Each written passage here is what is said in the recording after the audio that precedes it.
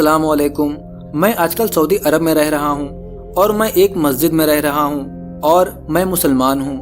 اگر آج سے 10-12 سال پہلے مجھ سے کوئی کہتا کہ اسلام قبول کر لو اور مکہ میں جا کر رہنا شروع کر دو تو میں اسے کہتا کہ تم پاگل ہو، نہ تو میں کبھی اسلام قبول کروں گا اور نہ کبھی مکہ میں جا کر رہوں گا۔ مگر آپ دیکھ سکتے ہیں کہ آج میں یہاں ہوں اور میں ایک مسلمان ہوں۔ مجھے یہاں مکہ میں ایک عیسائی کے بطور لایا گیا تھا اور میری ڈیوٹی یہ تھی کہ قرآن کی انگلش ٹرانسلیشن پڑھوں اور اس کی جدید انگریزی میں تشریح کروں، قرآن پر اور اسلام پر اعتراض اٹھاؤں، قرآن کی تعلیمات پر سوال کھڑے کروں۔ میرا کام تھا کہ پہلے سے کیے گئے انگلش ترجمے کو غلط ثابت کروں اور ایک نیا ترجمہ پیش کروں۔ یہاں پر میرے ساتھ قرآن کی تشریح کرنے والی کمیٹی بنا دی گئی تھی اور میرا کام تھا کہ میں اس کمیٹی سے روزانہ بحث کروں کہ اس ترجمے میں کیا کیا خامیاں ہیں۔ Since I could not read or speak Arabic, I wasn't doing any translation work. I was simply invited here to check the English to make certain that this new interpretation of the Quran was easily understood. My work, of course, required that I read the Quran over and over again. Well, as you can imagine, having no knowledge of Islam.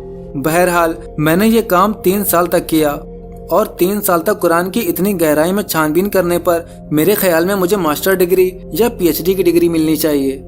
ابھی مجھے قرآن کا مطالعہ کرتے ہوئے صرف 6 مہینے ہی ہوئے تھے کہ میں نے اپنے اندر محسوس کرنا شروع کر دیا کہ میں تو بچپن سے ہی مسلمان تھا۔ میں جب بچپن میں جیفرسن جارجیا میں رہتا تھا تو میری ماں ہر اتوار کو مجھے چرچ لے جاتے تھے۔ اس وقت میری عمر تقریباً 3 سال ہوگی اور میں چرچ کے بعد والدہ کے ساتھ ایک لائبریری میں جاتا تھا جہاں بچوں کے مطالعے کے لیے بہت ساری کتب رکھی رہتی تھیں، رنگ برنگی تصویروں والی، کہانیوں والی۔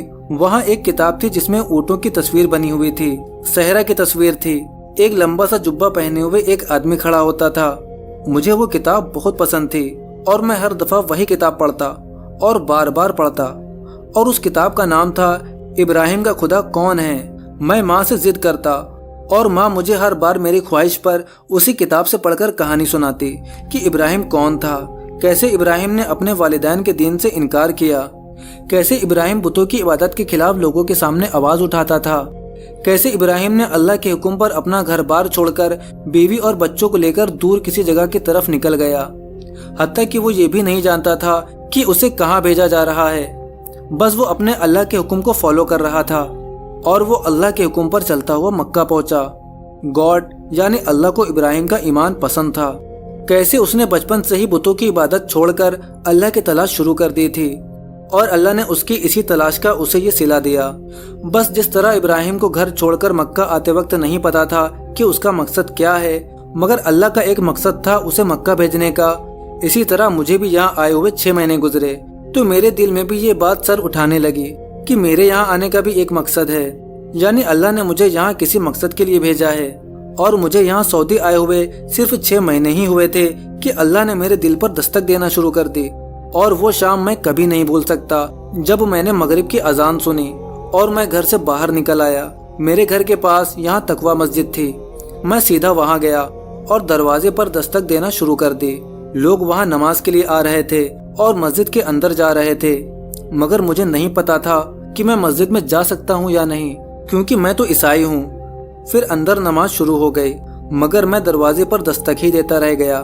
تقریباً 15 سے 20 منٹ بعد لوگوں نے نماز سے فارغ ہو کر باہر نکلنا شروع کر دیا اور میں دروازے پر دستک ہی دے رہا تھا۔ اتنی دیر میں مسجد کا مؤذن جس کا نام شفیق جبیر تھا وہ دروازے پر آیا اور اس نے کہا، جی بولیے، میں آپ کی کیا خدمت کر سکتا ہوں؟ میں نے کہا، میرا نام سیموئل ہے اور میں ایک امریکی عیسائی ہوں۔ اس نے کہا، ٹھیک ہے، آپ اندر آ جائیں۔ اس نے مجھے گلے لگایا اور خوش آمدید کہا۔ میں مسجد کے اندر گیا، میں نے ادھر ادھر مسجد میں دیکھا، کچھ منٹ تک میں مسجد میں گھومتا رہا اور میں نے کہا، ٹھیک ہے، میں چلتا ہوں اور میں کل دوبارہ آؤں گا۔ شفیق نے کہا، اہلاً و سہلاً، آپ جب چاہو آ سکتے ہو۔ میں اگلے دن 5 مرتبہ نمازوں کے دوران مسجد گیا اور وہاں نمازیوں کے پیچھے ایک کرسی پر بیٹھ جاتا اور لوگوں کو نماز پڑھتے دیکھتا رہتا۔ چونکہ مجھے عربی نہیں آتی تھی اس لیے مجھے نہیں پتا تھا کہ وہ کیا پڑھ رہے ہیں اور مجھے کچھ سمجھ میں نہیں آ رہا تھا کہ میں سوائے بیٹھ کر ان کو دیکھنے کے اور کیا کر سکتا ہوں۔ میں 3 دن تک ایسے ہی مسجد جاتا رہا और मैं 5 मरतबा दिन में उन लोगों को रुकू सजदा करते हुए देखता और मुझे समझ नहीं आ रहा था कि अब मुझे अगला कदम क्या उठाना चाहिए। तीसरे दिन मैंने शफीक से कहा कि क्या तुम मुझे मुसलमानों की तरह नमाज पढ़ना सिखा सकते हो। शफीक इसके लिए राजी हो गया और उसने मुझे सूरह फातिहा याद करवाई और बस उसको याद करने की देर थी कि मेरी जिंदगी बदल गई। मुझे सूरह फातिहा याद करने में 2 हफ्ते लगे। 2 हफ्ते बाद मैंने शफीक से पूछा कि अब मुझे आगे क्या करना है। शफीक ने कहा, आपको कलमा पढ़कर इस्लाम कबूल कर लेना चाहिए। मैंने कहा, ये सब कैसे होगा। वो मुझे इस्लामिक एजुकेशन फाउंडेशन ले गया। वहाँ पर डॉक्टर सादिक मालिकी से मेरी मुलाकात करवाई, जो कि किंग अब्दुल अजीज यूनिवर्सिटी में प्रोफेसर थे। डॉक्टर मालिकी ने मुझे शहादत के कलमात पढ़ाए और मैं मुसलमान हो गया। उसके बाद डॉक्टर मालिकी ने मुझे अपनी कार में बिठाया और मुझे डायरेक्ट खाना काबा ले गए। मैंने हरम शरीफ को देखा और कहा, मुझे मालूम है ये अल्लाह का घर है जिसे इब्राहिम और इस्माइल ने मिलकर तामीर किया था।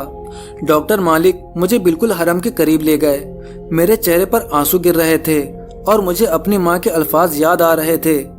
वो कहती थी, जब तुम बड़े हो जाओ तो इब्राहिम और इस्माइल के अल्लाह की इबादत करना, क्योंकि वही एक खुदा है जो सबका खुदा है।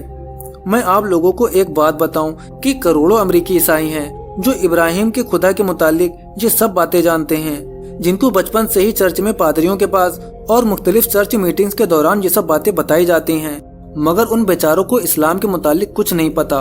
हमें सिर्फ उन लोगों तक पहुंचना है, उनको बताना है कि इस्लाम क्या है और सिर्फ इन लोगों के सामने इस्लाम की वजाहत बयान करनी है। बस फिर वो लोग इस्लाम कबूल कर लेंगे। आपने उनको इस्लाम की तरफ दावत देनी है, वैसे ही मोहब्बत के साथ जैसे कि मुझे शफीक ने दी थी। आपने अपने अमल से उन लोगों को साबित करना है कि मुसलमान अच्छे होते हैं और इस्लाम एक अच्छा मजहब है, ताकि उन लोगों के दिलों में इस्लाम मुखालिफ तमाम चीजें खत्म की जा सके जो कि इस्लाम मुखालिफ प्रोपेगेंडा करने वालों ने उनके दिलों में भर दी है। आपको उन लोगों के सामने वही इखलाक तैयार करना है जैसा इखलाक मोहम्मद सल्लल्लाहु अलैहि वसल्लम का कुफ्फारे मक्का के साथ था।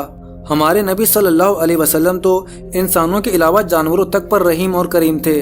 किताबें भरी पड़ी हैं आप सल्लल्लाहु अलैहि वसल्लम के हुस्न अखलाक के वाकयात से, और मैं वो सब यहाँ बयान भी नहीं कर सकता वक्त की कमी की वजह से।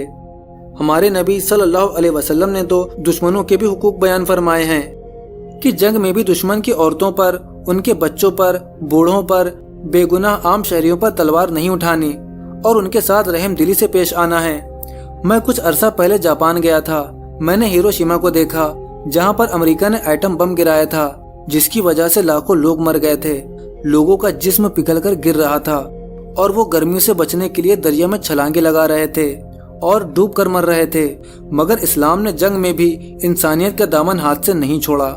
इस्लाम कहता है आप फसलें तबाह नहीं कर सकते, आपको खाने पीने के ज़खायर तबाह करने की इजाज़त नहीं है, आप मजहबी इबादत गाहों को तबाह नहीं करेंगे। तो मैं वहाँ 0 पॉइंट पर गया।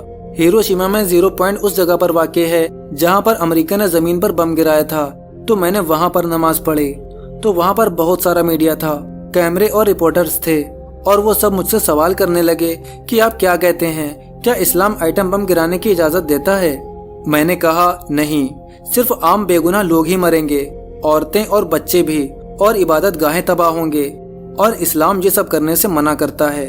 तो आज आप देख लें कि जापान में इस्लाम सबसे तेजी से फैलने वाला मजहब है और दुनिया के बहुत सारे दीगर ममालिक में है जहां इसी तरह इस्लाम बहुत तेजी के साथ फैल रहा है। आपने लोगों को सिर्फ इस्लाम की हकीकी तस्वीर दिखानी है। आप यकीन जानिए यूरोपीय माशरे में लोगों को पता ही नहीं है कि मुसलमान हजरत ईसा अलैहिस्सलाम से कितनी मोहब्बत करते हैं। मुसलमान इतनी मोहब्बत करते हैं कि अपने बच्चों के नाम भी हजरत ईसा अलैहिस्सलाम के नाम पर रखते हैं और ईसा नाम रखने पर फख्र महसूस करते हैं। इस्लाम तमाम अंबिया की वैसे ही इज्जत करना सिखाता है जैसे कि मोहम्मद सल्लल्लाहु अलैहि वसल्लम की इज्जत है। मगर ये सब अच्छाइयाँ आज लोगों के सामने बयान करने की ज़रूरत है। अल्लाह तबारक व तआला हम सबको इस्लाम पर अमल करने और इसको आगे फैलाने की तौफीक अता फरमाए, आमीन। दोस्तों, क्या आप जानते हैं ये जो वीडियो आप स्क्रीन पर देख रहे हैं, इस वीडियो को 15 लाख से भी ज़्यादा लोगों ने देखा है, क्योंकि ये एक बहुत ही खूबसूरत वीडियो है, लेकिन ये इंग्लिश में है। लेकिन आपको परेशान होने की ज़रूरत नहीं है, क्योंकि इस वीडियो को हमने उर्दू ज़ुबान में तर्जुमा कर रखा है। इसलिए अगर आप ये जानना चाहते हैं कि इस भाई ने इस्लाम क्यों और कैसे कबूल किया और इस्लाम कबूल करने के बाद इनके साथ क्या क्या हुआ, یہ جاننے کے لیے آپ یہاں پر کلک کریں۔ اب ملتے ہیں آپ سے ایک اور نیو مسلم کی سٹوری کے ساتھ، تب تک کے لیے اپنا بہت سارا خیال رکھیں۔ السلام علیکم ورحمۃ اللہ وبرکاتہ۔